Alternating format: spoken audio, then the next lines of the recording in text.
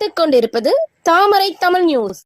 செலந்தம்பள்ளி ஊராட்சியில் கிராம சபா கூட்டம் அதிமுக ஊராட்சி மன்ற தலைவர் உமாதேவி சரவணன் தலைமையில் நடைபெற்றது. திருப்பத்தூர் மாவட்டம் திருப்பத்தூர் அடுத்த செலந்தம்பள்ளி ஊராட்சியில் கிராம சபா கூட்டம் ஊரக நல அலுவலர் திவ்யா முன்னிலையில் ஊராட்சி மன்ற தலைவர் உமாதேவி சரவணன் தலைமையில் நடைபெற்றது. இதில் ஏராளமான பொதுமக்கள் கலந்து கொண்டு மனு அளித்தனர். அப்போது கலைஞர் கனவு இல்லம் 6 நபர்களுக்கும், ஊரக குடியிருப்பு பழுது பார்த்தல் 11 நபர்களுக்கும் இந்த கூட்டத்தில் பயனாளிகளாக தேர்ந்தெடுக்கப்பட்டனர்.